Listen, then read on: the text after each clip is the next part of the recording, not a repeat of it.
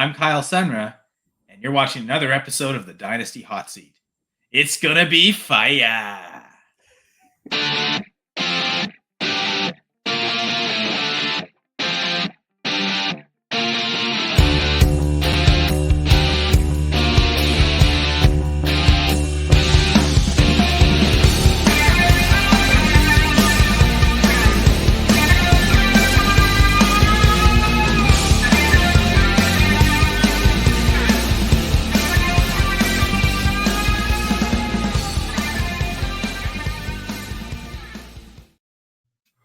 Yes, hello everybody, and welcome back once again to the Dynasty Hot Seat, the only Dynasty show out there that is a certified inferno, and gonna be fire, right, Kyle? Great to have you on the show, mate. How are you doing, my friend? Hope you're ready for some hot takes, within realism, of course. But yes, I'm doing fantastic. Love to be on here. Love to talk rookie drafts, rookie mocks, and love to talk with you, Mags. It's always a pleasure. Yeah, I can't wait. I love your background, sort of like the yin and yang of like the cold and the hot in the background there. You're like going to maybe sitting between maybe flames on this one picture too. A few, they're inching. Maybe by the end of the show, that'll all be red in the background as it all inches toward. I should really try and set my lights up to be red in the background, but it doesn't look that nice, so I got to stick with. You almost have the red and blue though, right? You got the red flame just over the shoulder. The Chiefs logo is kind of red, and the background's kind of purplish. So there you go. Exactly. We make it work. And thanks everybody for joining. If you're new here on the Dynasty Hot Seat, hey, it'd be great if you could hit a like and hit a subscribe on YouTube. That would be absolutely brilliant. If you're a returning viewer, hey, nice to see you again. Hopefully you enjoy the show. And Cal mentioned earlier, we're going to chat through some 2024 rookies. We're getting closer to draft time. It's getting really excited. This is what I call sort of rookie silly season. This is where draft prospect fatigue starts to set in. People are bumping people way up their board. People are moving way down boards. It's super interesting. So, Kyle, before we jump into the main sort of draft, do you have anything that you've noticed about either this class as a whole or maybe some trends you've seen over the last couple of weeks? What's going on with this class in your opinion? I feel like a lot of people have talked about the same thing, but it seems a very heavy quarterback and wide receiver class. It almost seems like that's something fantasy and just pure NFL draft people like seem to be consensus on. I look at the website Mock Draft Database, where they compile a bunch of mock drafts from a bunch of different sites. And right now, their kind of consensus version of the mock draft looks 3 quarterbacks and 3 wide receivers in the first 6 picks. So a lot of fantasy relevance right at the very top of this draft at those 2 positions. So I think it'll be a very strong first round of mock drafts where a lot of picks will probably be those players. I mean, I know which 12 players I'm picking. So we'll find out how many are quarterbacks and receivers, but it'll be a lot of that first round. I think you're right. That's what it's going to look like. I think even after the draft, that's probably what it's going to remain looking like as well. And it's just an absolute dream. If you have stockpiled these picks on a rebuilding team, this is exactly what you want. You want to get quarterbacks. You want to get receivers, those cornerstone players for your teams. This is an absolute dream class for rebuilders. If you're someone that kind of went, I just need a few more pieces to win, and you're thinking about running backs, I'd probably use those pieces to maybe go buy some veterans. Would you agree with that, Kyle?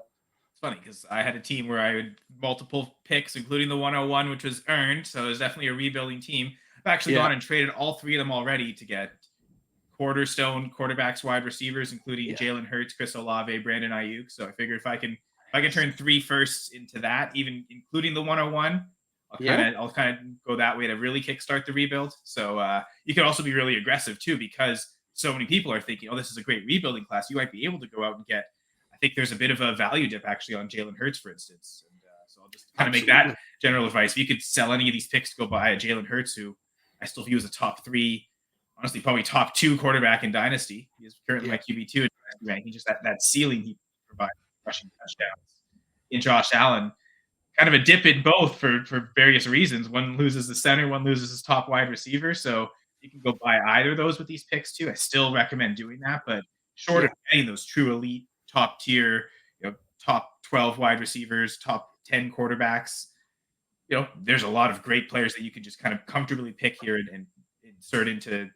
Maybe there won't be top 12 players this year in fantasy production, but certainly I think some of these receivers especially will have value that puts them really close to the wide receiver ranking. So yeah, definitely not. If you're in need of wide receivers, this is not a bad class. Just have to stick and make picks. Yeah, it's really interesting how that sort of I've heard it described before as like a pendulum of value for these picks. So it's like this time last year they're here, but then right now they've swung the whole other way. These picks are worth so much. Like you couldn't imagine getting Jalen Hurts for the 101 even a couple of months ago. People would be like, nah, I don't know, but now people have seen Caleb, people have seen what's going on, and now people are willing to take risks for that. And yeah, you got to take advantage of knowing how and when to sell these picks if you're going to. And I think you've done it right at the perfect time where these picks are at their heightened values, Kyle. So yeah, nice work on that, definitely. So to be honest, and I was inspired by seeing Hurts moved for the 101 in one of my leagues. So I was like, okay, yeah, I've got to be able to do that in the league. I've got my 101 right, or make composite trades and try to figure things out. So yeah, certainly an exciting time for all. Whether it's people who love to make picks, love to make trades. Great. Yeah, absolutely exciting time, and we're going to add to that excitement, Kyle, because we're going to pull up our rookie mock draft board. And Kyle, top to bottom, you got every single pick here. You can't trade anywhere for Jalen Hurts, sadly. You gotta use these guys. So you got pick 1 to 12. We're going to go through 2 rounds, I think, today, Kyle, as well. So you get a chance to chat about some of your favorite players. And of course, stick around, everybody, because we're going to hear about some sleeper players, everyone's favorite topic, at the very end. So, Kyle, you're on the clock. Well, you're not really because it's not timed. You're on the board. And can you give us who your 1-1 is in this Superflex mock draft? All right, let's start the hot takes, although not unrealistic, because I so far I've been watching through the series. I don't think anyone's made this player the 101 yet. Definitely was listening to an episode of a specific podcast. Very wild show at the Wild Card podcast, of course, and a Good certain very handsome co-host mentioned Jalen Daniels, or Jalen Daniels, I got the name wrong. Jaden Daniels as potential for the QB1. I think the upside argument that you made, Mags, was fantastic on that episode. I also think that some floor and safety with just his rushing production himself. I think that you could argue the one who's the quarterback who's conventionally going as the 101, likely the first pick in the NFL draft, probably has a longer floor career-wise. Yeah. But we're looking at 2-3 year windows in fantasy trying to win titles. And if you can maximize a player's value early and then trade him away, doesn't matter how long his career is, you can get the best years out of it and help win a title. I think Jaden Daniels can do that. So even on a rebuilding team with the 101, this could change post-draft, but right now, pre-draft, I have him as my QB1. And so in a Superflex league, the 101 pick. I absolutely love that. It's the same argument that we seen with Anthony Richardson last year. I mean, they're very different stature-wise, but fantasy points-wise, they're the kind of people that can be right at the very, very top. Not saying Caleb Williams can't be, but I think if Jaden Daniels hits his peak, that is, Lamar Jackson, right? That magic season Lamar Jackson had, right? So yep. I don't hate it at all. I love shooting for upside, getting Jaden Daniels in your team. I mean, people are going to say, oh, well, he could flame out, he could burn out. All these quarterbacks, they're 50-50 shots anyway. Look at all these quarterback ones, these first overall picks, first quarterback off the board in the draft. It's about 50-50 anyway. So why not just take the guy with the bigger upside? Kyle, I love that you're starting us off with such a hot take on the hot seat. I can't wait to see where you go next.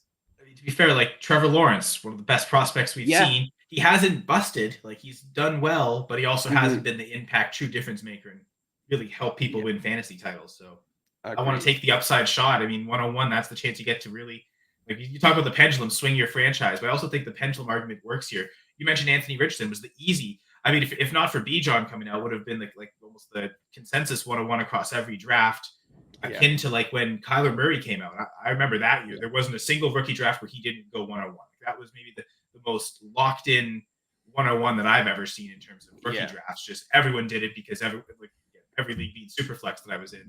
But just the upside he could provide with his rushing and still being a great thrower meant that there is some longevity there. This isn't someone who, I think the concerns with Daniels are more injury, a little bit like Anthony Richardson, to be fair. It's not the ability, but I think he comes with a much more proficient passing profile already than Anthony Richardson did.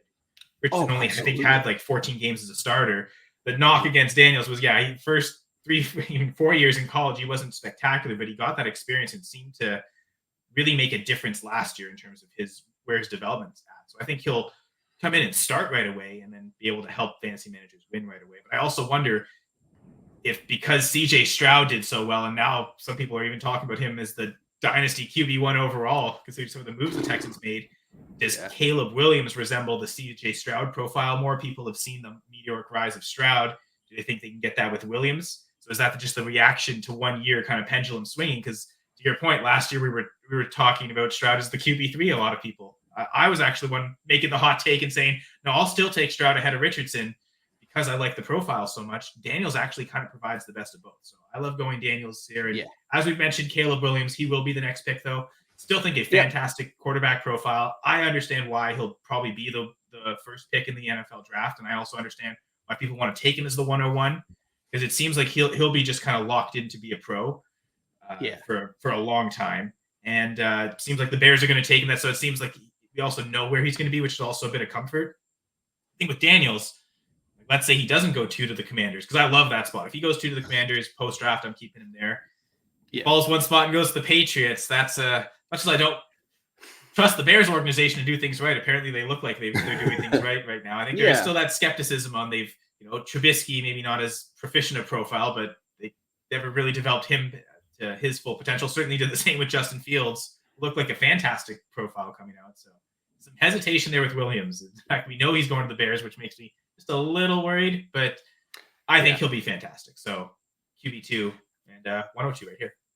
I think one of the things I'm most excited about for Caleb Williams is actually the addition of Keenan Allen. I think is so important. Like just getting that one extra target there that he maybe didn't have before. Obviously, they got DJ Moore, they got Cole Kmet, who's the underrated tight end. I think Keenan Allen coming in, he could be best friends with Caleb Williams, just the way that he gets open and the way that he's able to be there for a rookie quarterback. So I think that'll really help Caleb Williams out a lot. Plus the fact that, I mean, he's pretty good scrambling. He's pretty good running as well. The Bears will have a pretty easy schedule too. So I'm not double checked it, but I'm sure they will, just depending on your record. Well, Packers fans, I'll say that their in-division schedule is going to be pretty tough. I mean, maybe of course, we'll see what the Vikings do at quarterback. That could be a walk. And much as I hate to admit it, the Lions are a good team.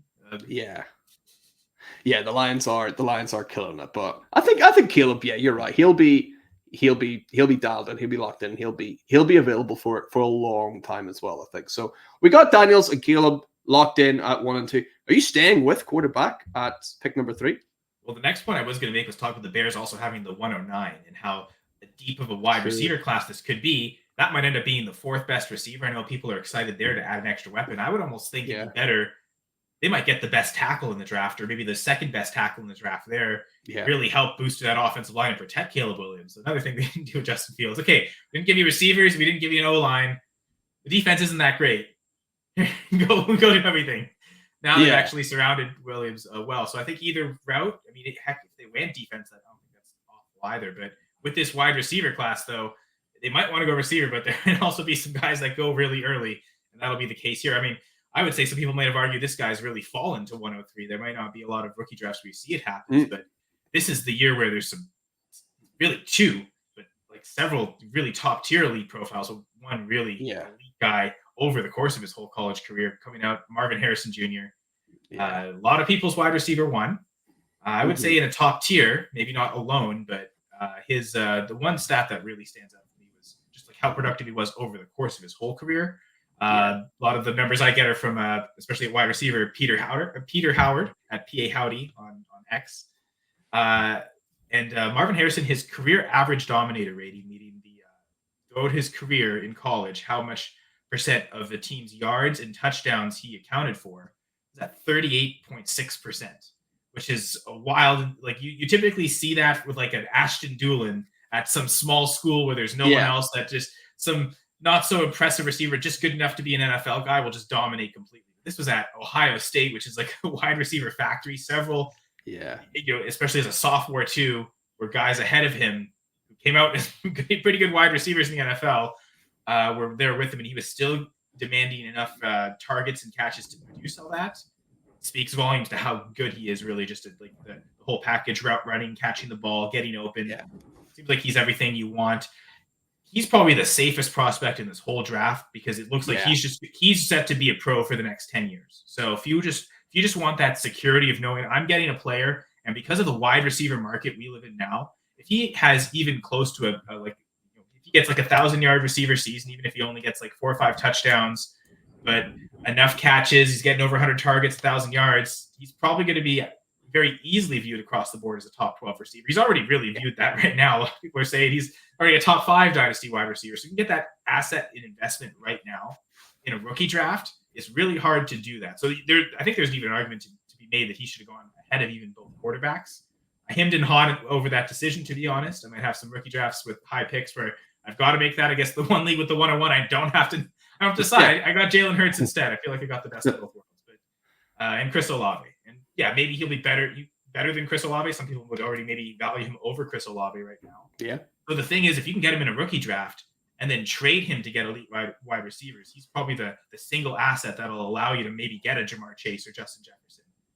The teams who, if they're set at quarterback and they have those elite receivers, they may not want to do that for a Caleb Williams. But so to be honest, the hot take here might have been I just let him fall too far, and I'm now maybe second guessing myself. He maybe should have gone earlier, but certainly couldn't have made him go any further than 103.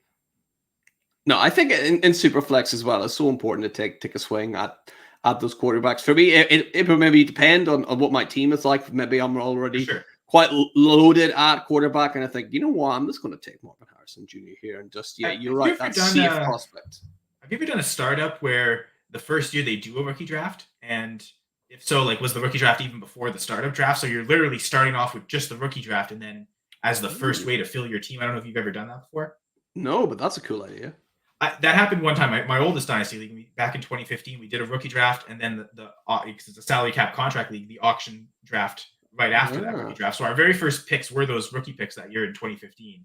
And the way I do a rookie mock, I kind of go back to that idea where I don't have a team. Like, I am literally building the start of the team right here. Yeah. And then a startup draft afterwards is kind of to not fall into the team build argument. So how would I go approach it if I didn't have a team?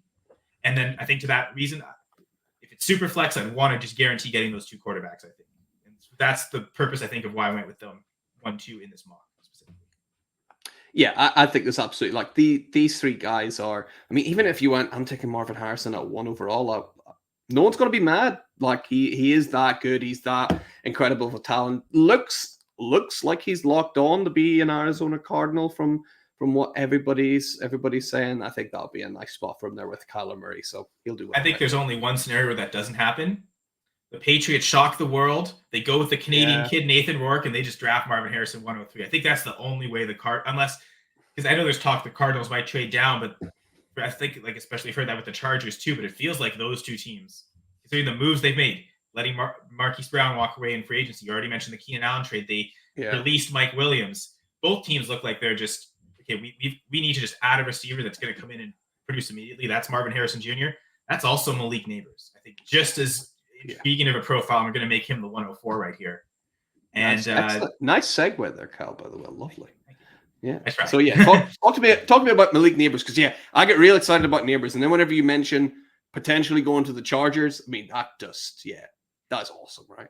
In the scenario where I said with Harrison to the Patriots and then Neighbors to the Cardinals, I think there's an argument to me that Neighbors should be the 101 in rookie drafts too, because I think he possesses maybe even more upside than Harrison, less safety in terms of the route running being as refined, or but it feels like Neighbors could be Jamar Chase. Like, he could, and maybe that's a little bit of helmet scouting, but kind of the sense where Jefferson and Harrison, I think, are good comparisons, right? Because Jefferson is just so route running sound.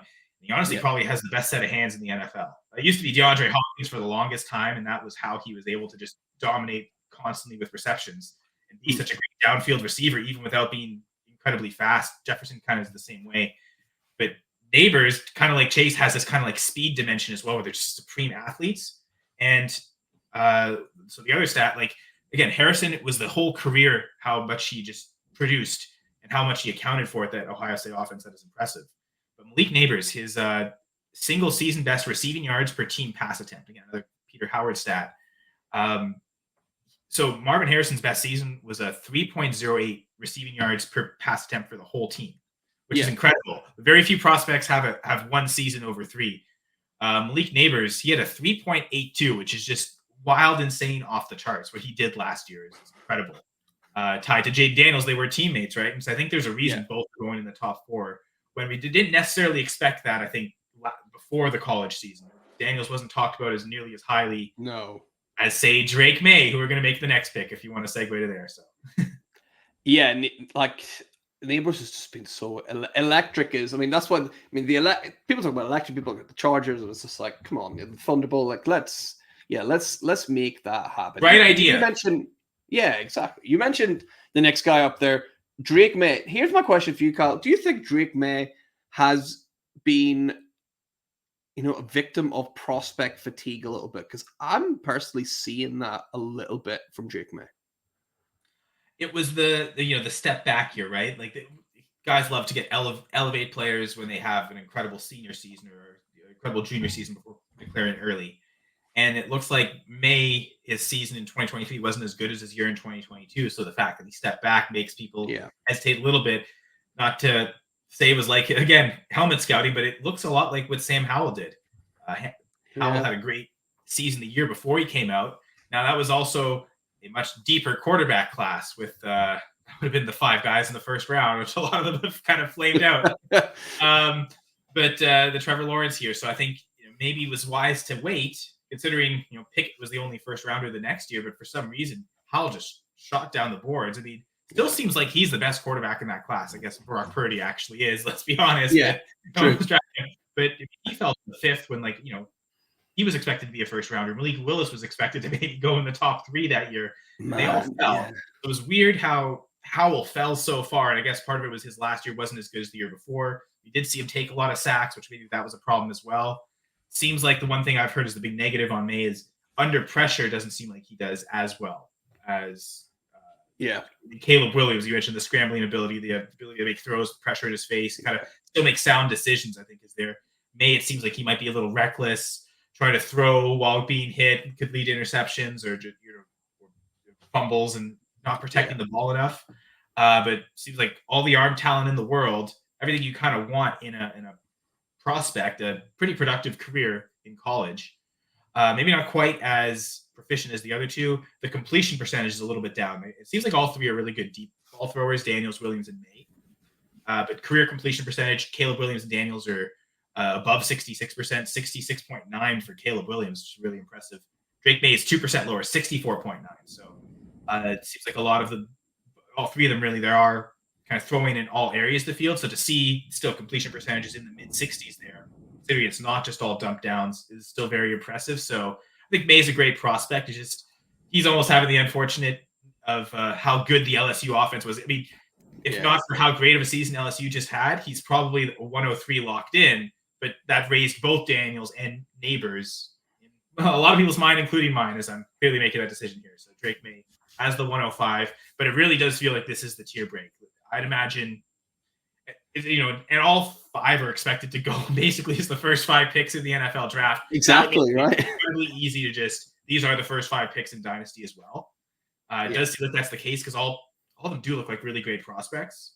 One of them's probably not going to necessarily hit the way we want. Who knows who that's going to be, though? But from what we understand about prospect profiling, all 5 look great. All 3 quarterbacks especially look fantastic. So it does seem like me is kind of the victim of the one that seems to be falling to the 105, though, a little bit more often. But this is, I imagine, a lot of I think on your show, maybe there's 1 or 2 players that snuck in, but for the most part, these seem like the first 5 that went on almost every episode. On almost every episode. I think there's actually been a couple of times where it's been Drake May that slipped further down the board. I remember McCarthy going up in the top. Like someone took him ahead of May in one of them, and that stuck out to me. And I think Garrett Price had JJ McCarthy way up on the board. And he took him ahead of Drake May as well, which might still end up happening in the NFL draft. We don't really know yet, but we'll see where Drake May ends up and what happens with him. But super solid prospect, and just has a few things to clean up, like a lot of the guys that we're going to speak about after him as well, because this is a bit of a break for me. So who's entering at the top of your next tier at pick 6? All right, so I think for the first 5, again, conventional with the tier, the hottest thing I said in terms of hot take was probably taking Jaden Daniels 1. But now it's time, I think, where in my mind, the wide receiver 3 of the class comes in. Yeah. It's just not going to be the same guy that everyone says is the wide receiver 3. He's next. And I guess we can hit both of them right here really quick, because I think that's an interesting comparison between two. But I actually have Xavier Worthy as the wide receiver 3 in the class, just ahead of Rome Odunze, who I will make as the 107. So those will be the next two there. But two very, very different prospects. Yeah. And that can make it difficult to evaluate, which is why I always kind of, especially at wide receiver, default to the numbers. What is production like? Because a lot of other positions, you could be kind of stuck not being on the field, but because especially in college, it seems like they're almost like a CFL offense. The Canadian cap, as everyone can see, they definitely love the CFL, but in the CFL, it's 4 wide receivers is the base set. Really, it's 2 wide receivers and 2 slot receivers or 2 slot backs. But almost every CFL formation has at least 4 wide receivers out there, and there's a lot of college coaches that are actually former CFL players, so that influence has been felt. It's now felt in the NFL, but it comes from college, because a lot of, like, a Cliff Kingsbury coming from college bringing that. But a lot of those guys, I mean, Cliff Kingsbury was a former CFL quarterback. So a lot of these guys kind of learned it there, and that's really translating. All to say, the point is that, what it's making is receivers are just getting on the field so much earlier in their careers, and they're able to produce. And that's really where I almost said Chandler Worthy, because I'm thinking CFL. It's a CFL returner, also really fast. Not really worthy of being the 106, though, since he's not even going to play in the NFL. But I think Xavier Worthy is a worthy 106 pick. And the one thing he has in his profile that no one else, not even Marvin Harrison, has, he has a breakout age of 18. So, and that's a breakout age at 20% dominator, which is, again, accounting for 20% of a team's yards and touchdowns. And he did that as a true redshirt, not a redshirt freshman, a true freshman at age 18. And he was able to break out. And so, very solid production career over the course of his career. A 31.4 career average dominator. It's almost 10 points higher than Malik Neighbors. And that's the one thing about Neighbors' profile that's maybe just that's quite a bit below like the average of a lot of these receivers. Only 22.1% career dominator. And again, it was the last season that he just flashed. Not even flashed. He really dominated so much that it really is making him worthy of that 102, which is why I think it's a tier break after Neighbors. Some people would like to say Odunze, but if I look across those 3 things that I like, I already talked about Worthy's breakout age at 20. Odunze broke out at age 19. Still a little bit behind, but his career average dominator not nearly as good as Worthy's. It's closer to Neighbors, actually. I mentioned Worthy at 31.4%. Odunze's at 25.6. So a bit of a gap there. And even at Odunze's single season best year in the receiving yards per team pass attempt, it was at 285. Worthy's best season was actually at 2.89. I think Odunze, it was just his last season coming out. So again, it's almost the recency bias of, okay, he's getting propped up because he just dominated this season. I think that Worthy's best season was actually his sophomore year, really breaking out as a freshman. So this last season wasn't as good as Worthy, but all the numbers in terms of production tell me I like Worthy better than Odunze. Oh yeah, then you add the feather on the cap that he broke the record for the 40-yard dash at the combine. And I think a lot of people would see him here and think that's the main reason, but really that's just the icing on top of it to show just how elite of an athlete he really is. It doesn't seem like he's going to get the top 10 capital, though, like Odunze will. But to me, it's all about landing spot.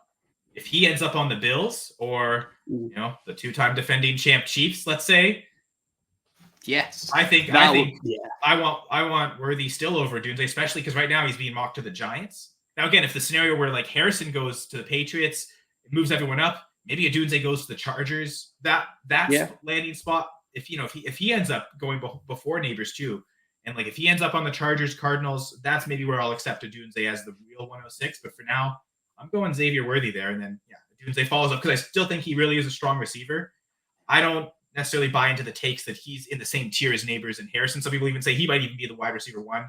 I really do view Harrison and Neighbors apart from these two, but I think these two are also a tier above all the rest of the receivers. Yeah, the receivers are so plentiful, but they're like a guy like Xavier Worthy, a guy like Rome Odunze. These guys would be going as they're normally your wide receiver 1 and 2. Like because Harrison and Neighbors are such like freaks coming out that you just don't see that a lot. So I think if you're a middle of the road team and you've got a chance to pick up a Xavier Worthy or Rome Odunze and add them to your team, you're absolutely laughing. I think they're really good prospects, both of them. Looking forward to seeing where they land. And, I love that you're just going with it. Xavier Worthy wasn't a guy that was like mentioned on the show 3-4 months ago as a sleeper pick, he was going in the first round. People were taking him at the back of the first round. So you're right. That 40-yard dash, while you're right, some people might say, oh, it's only because of that. That is, yeah, like you said, just that little cherry on top, just showing you that he is that fast. He is that good. If anyone wants to venture back through my tweet history, you'll see a lot of curling stuff, unfortunately, lately with all the world championships. But before the combine, I tweeted out he was my wide receiver 3. So there is proof that I was in on that even before the 40-yard dash. And once that happened, I was, okay, I love it. But now it's everyone's going to think that. And still haven't quite seen him going as the I figured he'd at least go as the wide receiver 4 in most mocks rankings. But people still are hesitant. Like, I know they keep bringing up John Ross and Dree Archer and all these other guys. But yeah, he is a much better profile than John Ross ever did. Ross really was like the last season breakout, almost not quite like a Doonesay, because the Doonesay still did better before, but Ross didn't really do much his first couple years in college. And that last season, he really moved up boards, and then the 40-yard dash really propelled him into the top 10. Worthy's been doing this as a freshman, since he was a freshman, and that's really impressive. Yeah, absolutely. Like, there's no like that John Ross thing. Everything about it was like, everyone was going, are you sure? Like, oh, like that doesn't seem like a good idea. Like, even people drafting are like, oh, but I don't think you'll get that same feeling. Like, you're not going to be drafting Xavier Worthy through clenched teeth like you were with John Ross. And again, part of it might be because he just doesn't go as high in rookie drafts. He still can get that price. Like, he's probably not going to go 106 in a lot of drafts still. Like, you can get him almost locked in as a 108. So I think he's, again, worthy of being up here. But I mean, no one complains about Tyreek Hill being too fast, right? Oh, he's right. I'm sure you had him on the Chiefs. You loved how fast he was, but he also had a really good profile coming out of college. He just fell because of other reasons. But Worthy, I think great pick here by me. You know, pat myself on the back. Absolutely, yeah, you're absolutely nailed this. And then, like I mentioned, I think it's a tier break at receiver. So I don't love going rookie tight ends. I think last year we were almost spoiled with how good they were. Maybe there's expectations. But to be fair, this guy has come out and been viewed as like a top tight end prospect coming out like several years now. So I don't know if it's just it's smashed over my head for so long. Part of me also thinks it's just because so many people believe that you can take him here in a rookie draft and take him, I guess, a 108. Likely a lot of drafts will be 107. That's really cheap. Again, if you could, kind of like I was saying with Marvin Harrison, if you can take Brock Bowers, which is going to be the pick here, and flip him for maybe some of the rookies from last year, like a Kincaid or even Trey McBride. Like, there's some value, I think, to be gained there without having to have the risk of rookie tight end. You'll get tight ends you've seen produce already in the NFL. I think it's so easy to happen because so many people are really high on Brock Bowers. It's like, when Kyle Pitts was coming out, taking him as early as you did in rookie drafts wasn't the fault, because that was actually the easiest way to get access to him was, with all those quarterbacks coming out, taking him at a 101 in a rookie draft and then going and flipping him for Christian McCaffrey and then riding out McCaffrey's production all these years later, and you may be winning several titles along the way. Or just, you can take Kyle Pitts 101 in the rookie draft in 2021 and just really get him for any player because, 4th overall, before he even played a snap in the NFL, that was the best time to take Kyle Pitts. It's when you took the first round of a startup, that's where it really bit you. And so taking Bowers early in a rookie draft is fine. It's don't take Bowers early in startups, though, because I think that's where there's a lot of risk to be had. Yeah, I think you're spot on there. Bowers is an amazing prospect. I think I mentioned this on, I think it was on the Wildcard podcast the last time I was on. Just don't think that you're drafting the next Travis Kelce. I think a lot of people are thinking that the tight end 1 overall in Dynasty is going to be the new Travis Kelce. So Travis Kelce is the greatest tight end of all time. Just because they're like the number 1 ranked tight end doesn't mean that they're going to give you the same production that the previous guy was giving you. Still be very, very solid, but whenever we look at Brock Bowers or Sam Laporta, we don't see the same numbers that, like, Kelce would have been wide receiver 3 or wide receiver 2 in some of the years that he was playing if he was listed as wide receiver. I'm not seeing that kind of production coming from Bowers or Laporta or Kincaid or these guys, but they are definitely still enough to make a difference. The question I've asked everybody, Kyle, is let's say we have a 1-point reception tight end premium on this. Does Brock Bowers go any higher for you, or is he still locked in at 108? Yeah, the elevator for your doubling points per reception, I could see where even if it doesn't make a huge difference in season, again, the value perception of him makes a lot of sense to take him at the 106 ahead of both the receivers. I think the format where you really even talk about him getting into the top 5 is when you have to start 2 tight ends. I think when you offer that scarcity, you could put that level with the quarterbacks. Then you could really make arguments like going Bowers or Drake May and moving him to the 105, or taking him even ahead of any receiver and saying like Bowers at the 103, because as good as Harrison and Neighbors are, the wide receiver scarcity just doesn't exist because there's so many that you can get. And even if it's production close to what Neighbors and Harrison are going to get, even if it's not the trade dynasty value, especially in those formats, that also probably ups the just trade market value for Bowers. So the same type of thing where you could draft Bowers 103 and can you flip him to get 2 tight ends? And that way, like that's where in that type of league, where you have to start to, the depth of the position is so important that you'll make a 2 for 1. You'll tier down to I'll tier down to an injured TJ Hawkinson, get a second tight end as insurance. And then when Hawkinson's back, I'll kind of have 2 for 1 there. And then it just cost me a rookie. Maybe Bowers is amazing.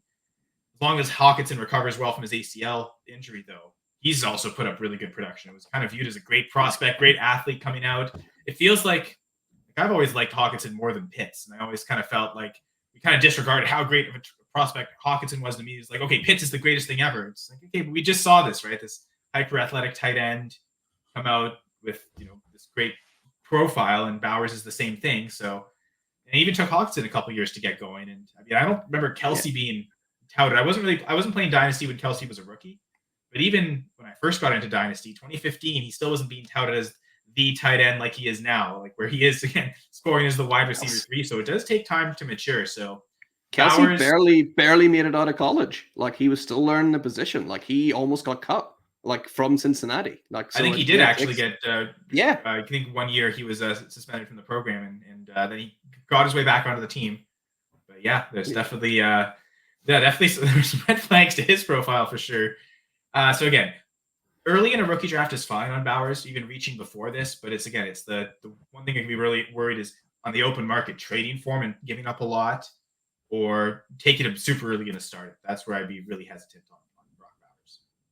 Yeah. Also, by the way, love 2 tight end leagues. I'm in a couple of those. Great fun. Like just adds that little extra. Like just thinking about stuff. I like a 2 tight end format. It's good fun for sure. So we got 4 picks left of the first round. Kyle, where are you going with pick 109? Well, to me, there's kind of another tier of wide receivers here, and 3 fairly interesting profiles, all for different reasons. There is kind of, especially for the last 2 guys, kind of a warp. But I think the one I really like is the wide receiver 5 in this class right now is Troy Franklin. 27.8% career dominator rating, better than Neighbors or Dunze. A 19. He was a 19-year-old when he broke out at a 20% dominator. The one thing is he never had as impressive a season as any of the 4 guys ahead of him. His best single season receiving yards per team pass attempt was 2.69. Still really good, but in a class where there's a lot of players that just kind of went off the charts, doesn't look as impressive. So nothing that really stands out, but also nothing about his profile looks bad at all. So I really like Troy Franklin. I think he seemed to disappoint a little bit at the combine, but the wide receiver to me is the one position where the combine might matter the least. The athleticism, I think it certainly matters a lot more at tight end, and I would argue at running back too. So I've got no problem with Troy Franklin here. This feels like a really good value spot to get him. I think 110 is where pro day yet. I don't know. I don't know. Again, I'm looking at pro days more for tight ends, running backs, so I really don't. Yeah. I know his production profile looks good, not great, but definitely nothing bad about it. Which is, I think the next 2 guys, and I think I'll take them here just to kind of really emphasize this tier, especially before the NFL draft. Post NFL draft, I'm probably making different choices depending on where the quarterbacks go. But I think before the draft, there's a bit of risk because if these quarterbacks don't go in the first round, I think that really holds them back a little bit. So I'll go with Keon Coleman at 110 and then Brian Thomas 111. And they both have really good things about their profile. Coleman is kind of almost the lesser version to me of Marvin Harrison, where he had a great overall career. 30.2% dominator rating is a career average. Just a little bit below Worthy, and a bit of a gap between Harrison and everyone else in that regard. So the overall career was great. It seems like if I remember correctly, I don't really have height or weight as part of my profile prospecting with wide receivers. I'm pretty sure he's a bit of a taller guy too. So there's the much idea taller, a jump ball, contested catch guy. There might be some touchdown upside with him as well. So I think that's the reason I'm going him over Brian Thomas. The one thing is Coleman never had one outstanding season. In fact, his single season best receiving yards per team pass attempt is actually below 2. 1.94. So that doesn't look great. So, which is weird how his dominator rating career average is above 30. So kind of consistent throughout his career, but never really that one outstanding season, which I think gives him it seems like it's easy to see the role with him and where the upside comes from his role. So I think that's why I'm going him just a little bit over Brian Thomas. Coleman for me, he seems to be for me the biggest like best ball guy in this whole draft. He just kind of looking at his numbers last year, he had more games in the 20 yards than he did in the hundreds, which kind of really worried me. But when he exploded, he really exploded. So he's one that I'm just like, there is definitely potential there. I'd love to see him go somewhere where he's not being relied on as like a wide receiver one, somewhere that he's even like the third option. That would be great, I think. And he can go in and he can learn, like, I don't know, if he went to like, I know they're loaded already, but if he went to like Tennessee and he's surrounded by like Calvin Ridley and DeAndre Hopkins, I think that'd be a really cool spot for him, and he can learn from those guys and kind of work out some aspects of his game. And then you're looking at a real threat at wide receiver.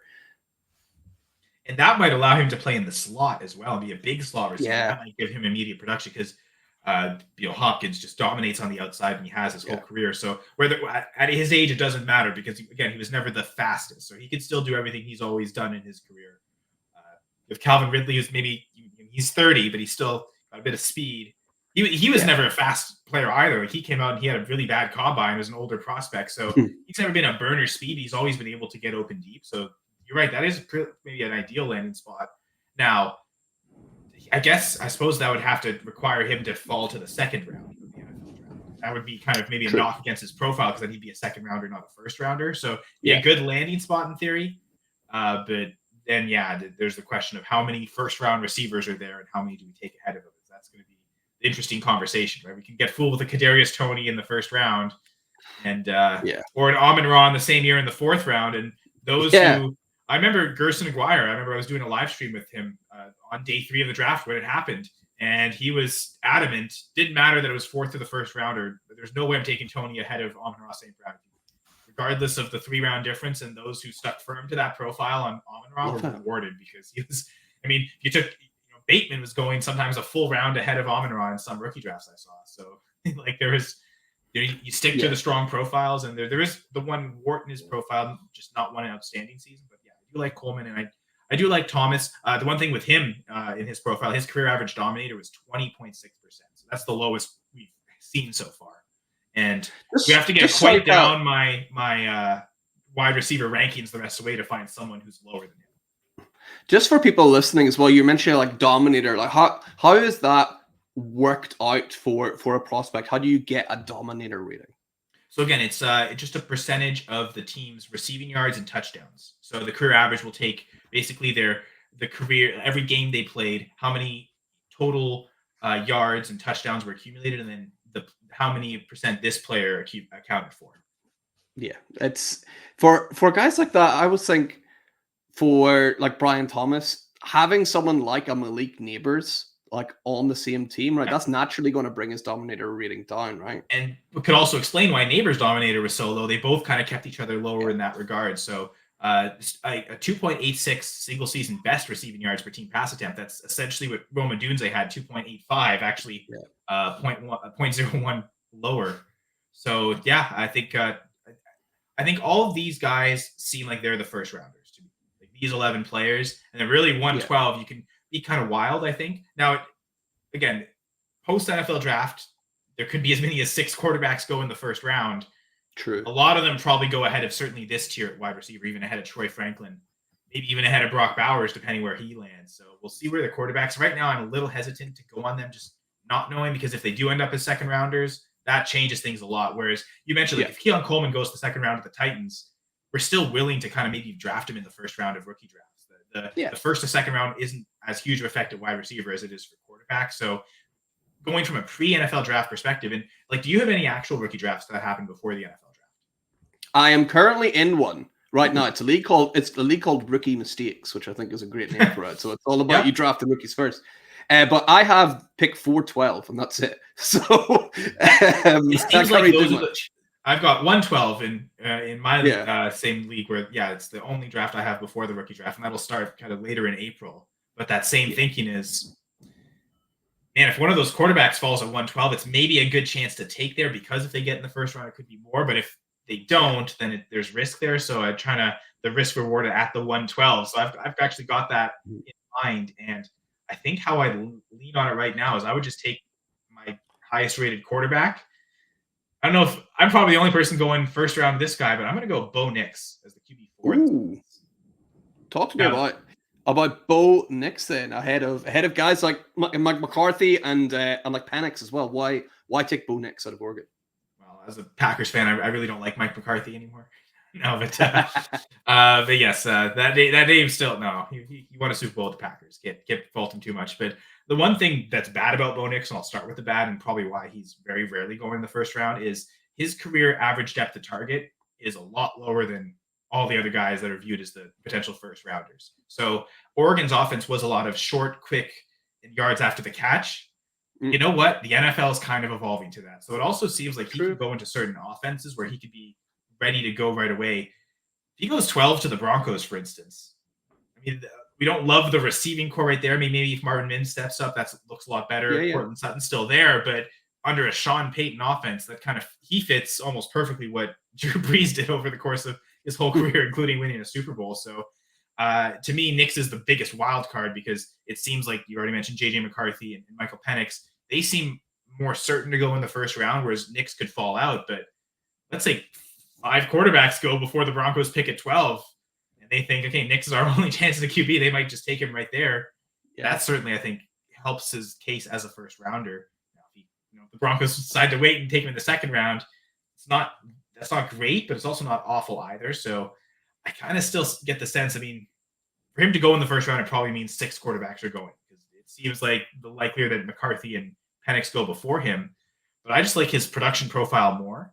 I mean, he threw 113 touchdowns in college. And we've seen the one-year starters come out. I'm really hesitant there. The guys with experience that can kind of produce right away in the NFL, I think there's appeal there, because if they get starts early, that's when you can also really flip them good trade value, even if you don't believe in the profile. So I want to take the shot on Bo Nix here before going, we'll go 201, 202 with the other 2 quarterbacks, Penix and JJ McCarthy, in that order. McCarthy had 49 total touchdowns over the course of his college career. That's the kind of scary thing, because we've seen quarterbacks with more than that in one season in college come out and be elite. So that's kind of the scary part. You can get the context of, especially last year, they won every game, right? They didn't lose a single game. Yeah. They had a really good rush attack, 2 really solid running backs that were great around the red zone, scoring a lot of touchdowns and accumulating a lot of yards. So you can understand the context of why he didn't produce, but it's still kind of a bit of a red flag. His 67.6% completion percentage, though, is the highest of the 6 quarterbacks we've talked about. So he at least has that. But I also wonder how much mobility he has. Bo Nix had 26.4 rushing yards per game in college, 15.8 for McCarthy, 5.4 for Penix. I think the added context there was all the injuries he suffered. He was not really running very much, and not so. I like Nix the most, because I think from fantasy perspective, he can produce right away in the NFL as we want him to. I just think his ceiling isn't as high as, say, Penix or McCarthy. But I think for it's weird to say the safety of the floor with Nix, because he seems like the riskiest one to fall out of the first. Yeah. I'll stick with this order that I have right now, even if it is a hot take. What I really liked about McCarthy, actually, mentioned the mobility. He ran a real nice 3-cone just out of nowhere. Just decided he was going to run the 3-cone. It was really, really nice. Just showed some good athleticism. Just if circle back to Bo Nix, something I can't quite figure out is whenever I watched him play, I seen a really intelligent player, and part of me was thinking, how much of that is the scheme? How much of that is that he's been in college for 5-6 years and he kind of knows what to expect and he's reading it? And how much of it is, oh no, he's actually a really good game reader. He does play action really, really well. He knows, like, how much of it is him and how much of it is other factors. Mm-hmm. And we don't really know, and it's tough to separate for sure. But I think the fact that maybe I'm just willing to give him credit that it is him, that he is that intelligent, that he can start right away in the NFL. Because I've also heard McCarthy might be a guy that actually has to sit.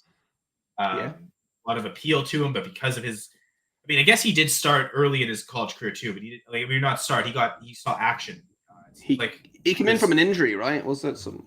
I think a little bit of that. I think they were also kind of mixing him in like giving him plays early in his career is kind of like dispel the starter a little bit too. So it seems like even from an early start, Harbaugh wanted to emphasize getting him on the field, even if he wasn't the full-time starter. So there's also that about McCarthy, but that also means because he doesn't have as many starts in college, does he still need the mechanics update and just to sit in the NFL for a little bit, where Bo Nix might come out. He is who he is now. He's not necessarily going to improve much than what he is, but he can come in and, again, if he goes to the Broncos, it's tough to stick these guys in landing spots. But I will say, whichever one goes to the Vikings, that's maybe the best landing spot for any quarterback. And that's the kind of guy where if one of these three ends up on the Vikings, I'm probably taking them at the 106, because that's where Drake May at the Patriots or JJ McCarthy on the Vikings. I think that's where, I think it was Garrett's point of going McCarthy ahead of May anyway. Like that's where that could really come into play. So watch out for the Vikings landing spot, because getting to throw to the best wide receiver in the NFL is great. Oh yeah, this amazing wide receiver that came out last year could have been the best receiver last year's class, Jordan Addison. I loved his profile as much as I loved Jackson Smith-Njigba's. So you get those two weapons alone, and then eventually recovering TJ Hawkinson, Aaron Jones to get to throw to this year too. Great runner. That's the landing spot that I think catapults one of these three into the 106 poster. Yeah, and obviously will annoy you greatly if one of those guys ends up there as a Packers fan, right? You'll see those Vikings, get even better, right? Well, I love Justin Fields, so that annoyed me a lot when Chicago traded up for him, and that never turned out to threaten the Packers even remotely. So I guess we're good. They got Jordan Love. That's all they can do is, I mean, they're trying to win the Super Bowl, so I don't even think they're worried about any team in their division. Just win the Super Bowl or it's a bust anyway. You could get Fields as Jordan Love's backup for next year, probably, right? Funny, so I was saying before last season they should trade for Fields to make Jordan Love the Fields backup. So yeah, I love it. So we got those quarterbacks out of the way. Let's fire through then, and let's go the next three picks in at 3, 4, and 5. Who are you thinking, Kyle? Well, it's funny because there are three running backs that I really like for each their own kind of reason. So I'm going to take my RB1 in the class right here, Mr. Blake Watson, not Blake Corum. I have Blake Watson out of Memphis as the RB1. You might have to scroll. You might have to type. I got him. Just because, like, I've seen, like, on the so part of my writing at fullpresscoverage.com, I just actually recently released my rookie rankings, and you'll notice there the consensus rank is, my rank, Blake Watson RB1, ECR RB28. Like my overall 1 QB rankings, he's like the 13th player overall, and he's like the 95th player overall in consensus rank. I don't get the hate. He's coming out with no one in this class had good tape. That's the first thing I'll say. So I also, as part of full press coverage you'll see a 3-part article series about the running backs, and the first one is the film grades, something I've been doing in this particular model of grading for the last 5 drafts now. This will be the 5th draft. Started with the 2020 class, and this is of those 5 years, the year with the lowest top grade. And that's a player we'll get to it in a couple picks here. I guess, you wanted me to name all 3, sorry. Anyway, all to say, Jalen Wright will be the next pick, and then Ray Davis will be after that. And Ray Davis is actually the highest film grade, but his grade this year would have been the RB 11th in last year's class, just based on grade alone. So to me, this is a very underwhelming running back class, which is why none of them went in the first round, especially pre-draft. Post-draft, a guy gets a good landing spot. One of them gets really good capital in the second round. It doesn't seem like any of them are going in the first round. But high second round pick, that's enough to elevate a guy to be in the 110, 109 range, right around Troy Franklin, either before or after. Franklin goes. But pre-draft, kind of like the quarterbacks, I don't really want to just miss on that, because if I take a Blake Watson at 110 and he goes in the 6th round, well, I'll adjust post-draft. But I really like Watson because he's got one of the best production profiles of this group. He had an average scrimmage yards per season of 1,432 yards, which is most of anyone I had in my top 20. So he had the profile there. He had the 3rd best overall tape grade, 2nd best contact balance as well. So I think a good chance to be a goal line back with touchdown upside. But part of his career at Memphis, or his one season at Memphis, he had 53 receptions. So also a true pass catching back. I think he could be a true 3-down workhorse. And I see the easiest path for him. Jalen Wright, the combine was great. He was number 1 on my burst score. So I also kind of saw that coming. He had great footwork as well. He was in my top 5 the whole time. But just the fact that he had the best combine of any of these running backs, the best relative athletic score of all of them.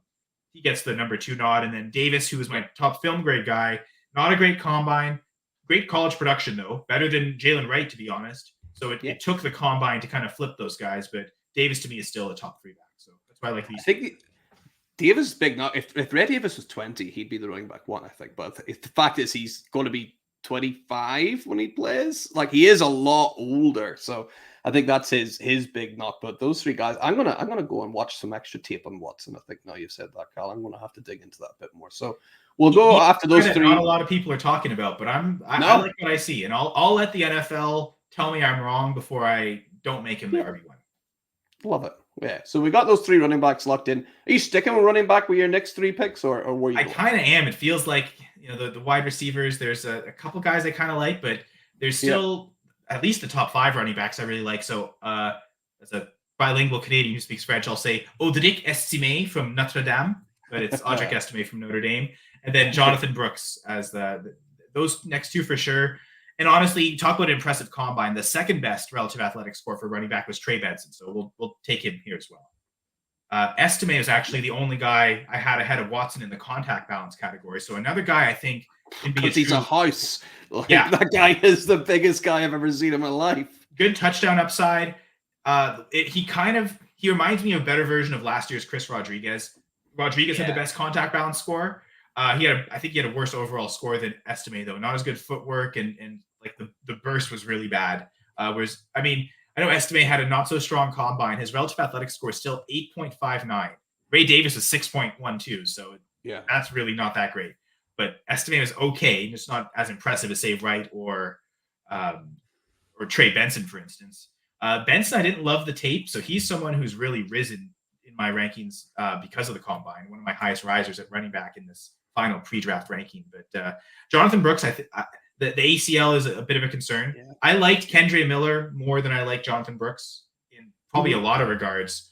At the very least, certainly the tape grades. I thought Miller was the second best back, other than Bijan, just purely on tape. The production was pretty good too. Now, Brooks didn't produce as much in college because Bijan Robinson and another guy I really like, Roschon Johnson, were there. I don't like Brooks as much as them, and I don't like him as much as Miller. And we saw how Miller's rookie season was almost basically a wash. He kind of came on at the very end, talking maybe 2 or 3 weeks. I think his best game was week 18 after the fantasy season was done. The championships are gone. So I fear that with Brooks, and that's why it'll really be about landing spot with him maybe more than anyone, just because, or really like how early he goes. I think most of these guys it's landing spot, but the capital for him is really going to be important. If he really falls to like the 5th, 6th rounds and teams are saying he's almost a wash as a first year, I think he could really fall in the rankings. But I do like what I saw on tape with him. He's been a top 5 guy in my whole step of the process. Better pass catcher than, say, Audric Estimé, but I do have him just behind. But yeah, that's those next 3. And honestly, I think we're going to keep the running back train going for at least 2 more picks, because 2 other guys that had really impressive combines. One is Will Shipley. Yes. Yeah. And then the other one's Blake. Will Shipley. Yep. Blake Corum would be the next guy I'd take. After that, probably going to flip to wide receiver, go Xavier Legette, because he's another one of those guys. Only 3 of them in this class, but had a single season best receiving yards per team pass attempt above 3.05. Marvin Harrison's best season is 3.08. So we're basically right there. His dominator rating, career average is 35.5. If anything, I'm looking back, and I think I probably should have taken him higher. Maybe should have made a tier break probably after Jonathan Brooks, or even before Jonathan Brooks, maybe even after Ray Davis. And in hindsight, I probably should have gone a little higher on Legette, but he'd be my next wide receiver here. I just kind of wanted to emphasize the point of how close all these running backs are together.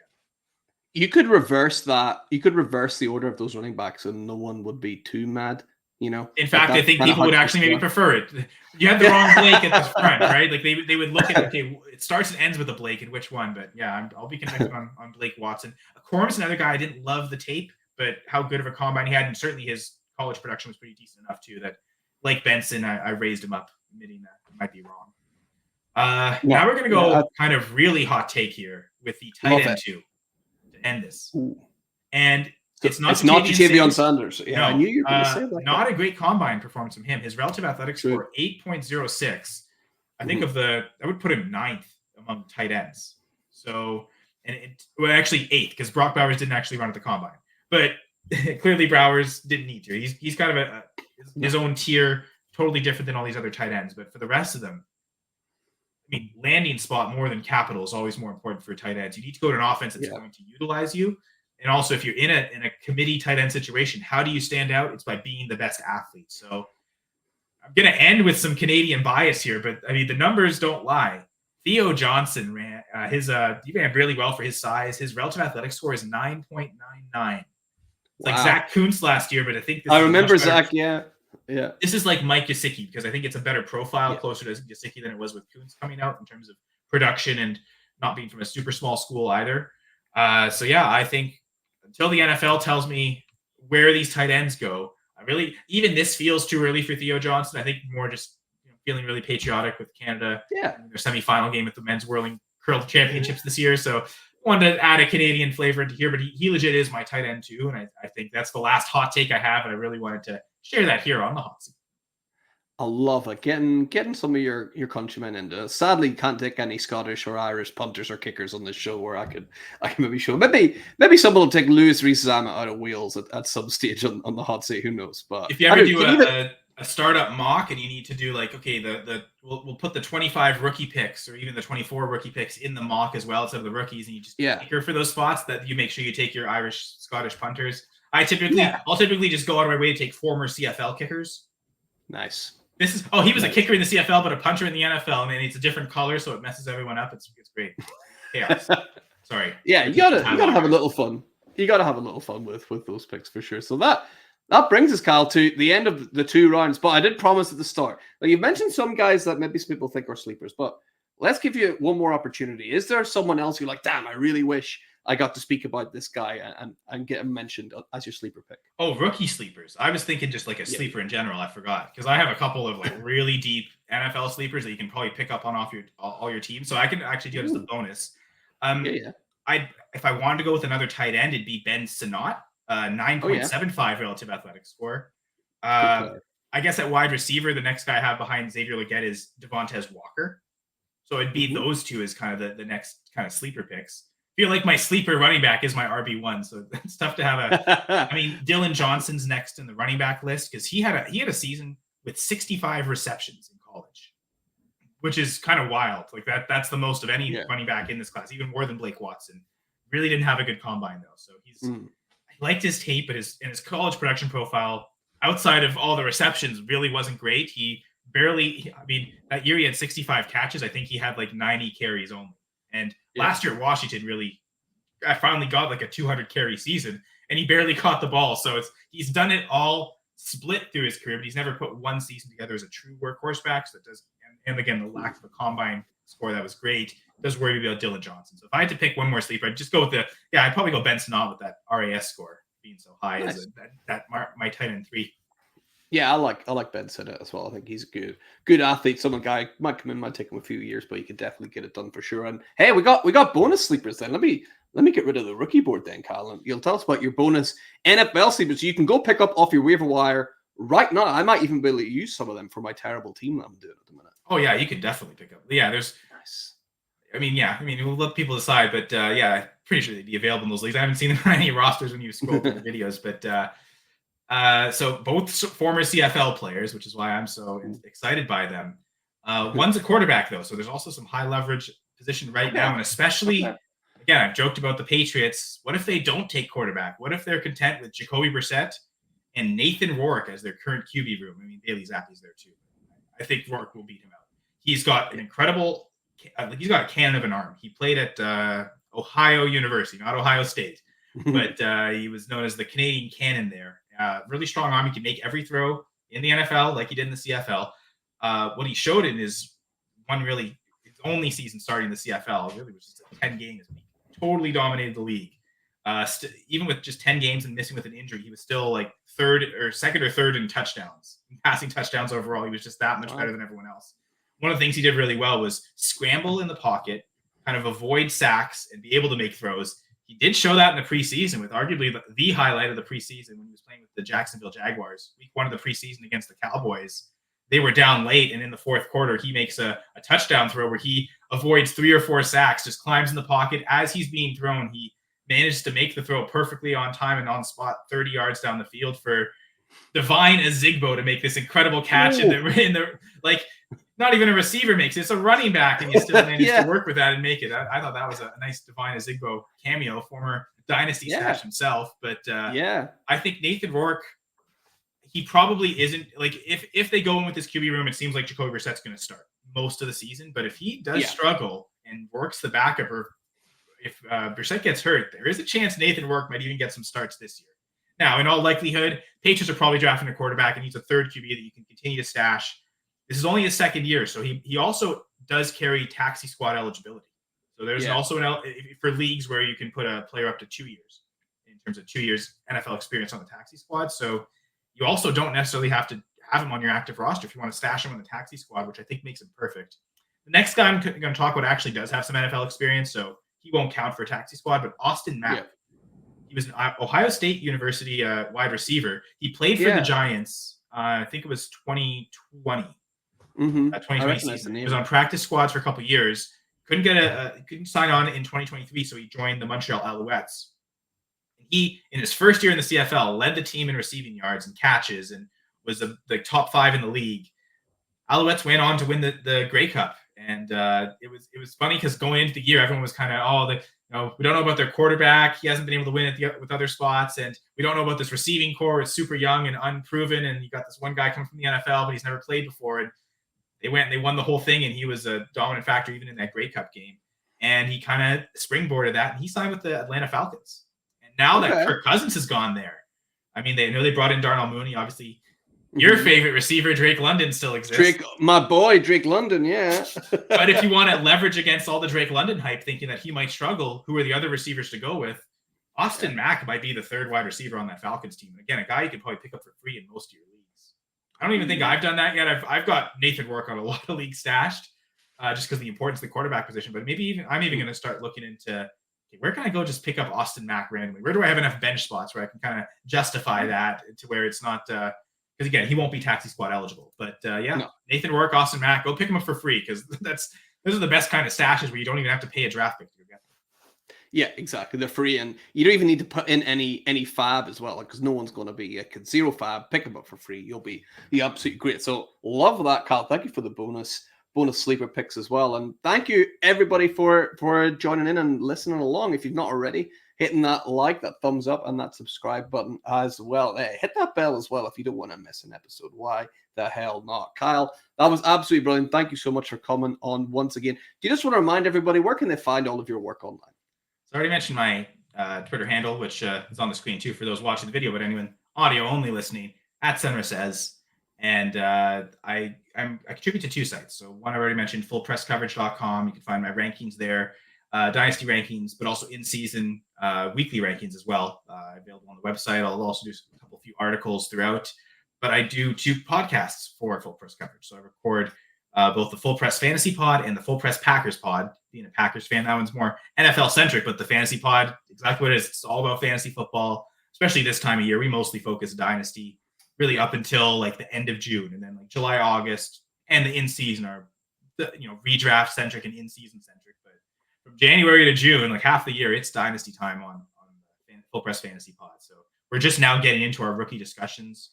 The rookie QB episode was recorded, not published yet, so look out for that coming soon. But all these all 4 rookie prospect episodes, and probably a bonus episode before the draft. We'll talk about that one specific rookie draft I do before the NFL draft, and how other people, what those look like. A lot of us, we do our drafts afterwards, which I think is better. Landing spot capital is so important. It's nice to have that information, but it is fun once in a while to have 1 or 2 leagues where you do it before, and just to see how the strategy changes, which we did here today. So I really appreciate it, Max, for you inviting me on.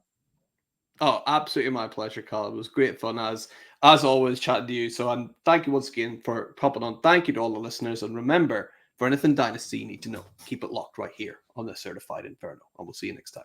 Bye-bye.